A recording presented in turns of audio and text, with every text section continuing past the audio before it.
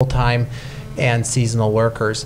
You'll see that there's only 2 dots represented in Hopland. What we had difficulty showing in this area as well as with the Anderson Valley is multiple people living in a facility or multiple people living in very close proximation to each other.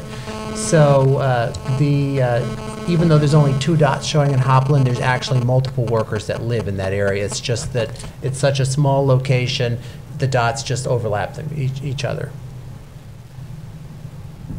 The third area we looked at was the Redwood and Potter Valley. This was difficult to do an origin-destination pair because the wineries that the vineyards that participated have common ownership and reported both Potter Valley and Redwood Valley in the responses, and we could not separate out which workers went to which valley at what time. So, but we were able to identify the workers that went to both valleys. And so, again, you'll see quite a mix of people that both live in the valleys that they work in, as well as come up from Ukiah. And again, a majority, probably a little under half actually, came from the Ukiah Valley into Potter and Redwood Valleys. And the final location we'll do the looking at is the Ukiah Valley itself. And obviously, all of the Ukiah Valley farm workers lived in Ukiah or the nearby surroundings. You'll see that there's quite a cluster of dots in the southern portion of the city. This was our most common area for farm workers, both seasonal and full-time, was the area south of town in the various apartment complexes. These dots represent a number of different people, and they overlap each other's quite frequently. We also have the most number of farms and productive producers in this area as well. And that concludes my portion of this presentation. Okay. Questions of Patrick? Okay. Supervisor Pinches. Thank you, Mr. Chairman. I guess this confirms why I'm always so critical of studies. This survey, which is supposed to be, a housing and transportation survey, if you go to table 1, in my whole district, I guess 1 employer was interviewed. But it's good, third district's not even on these maps, but to spend almost $70,000, I could have picked up the phone, and even if I call somebody long distance, I could have probably contacted a few dozen of people in one evening. But I just, for one person, one employer to be contacted in my whole district, which is the largest area district of the county. And then moving on to, there's 203 responses total to transportation. Like I say, the 32 responses by employers and only 61 responses for talking to people about how to improve transportation. I probably assume that a lot of these numbers are taken, probably the farm workers employed are statistics taken from the Economic Development, Department of EDD, and not independent numbers.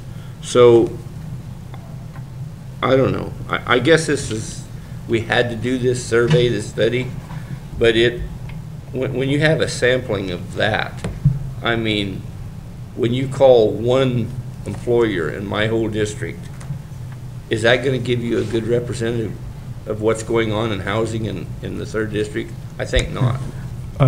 If I could clarify, table 1 is the number of employers that provide housing, so that the number of responses is the people that said that they do provide houses. We interviewed 100 employers, and 28% of them said that they provide farm worker housing. And so this is basically the number and percent of employers that provide housing in each region. It's not. Well, I can think of half a dozen friends of mine without even going to this table, and it says there's 1 in the 3rd district. I mean, right. Again, when I turn to that page and see something so far off as that, right. I'm really suspect to the rest of the document. Right. What I would caution here is to look at the percent and not at the number, because essentially what we're doing is extrapolating from the number of people to the percent of farms in those reasons. I understand the difference between the number of respondents and right. So basically what we're seeing is 3% of farms in that region offer farm worker housing, is what the table essentially tells us. Okay. Supervisor Delaware.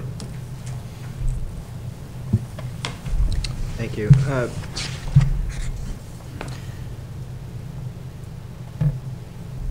one of the areas in regard to the actual farmer, the employer responses that I found interesting is 71%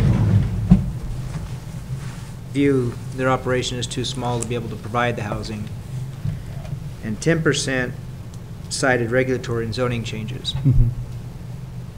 And a lot of the folks that I've talked to that have provided housing in the past or currently do, the biggest stumbling block that I have found are the regulatory challenges. Mhm.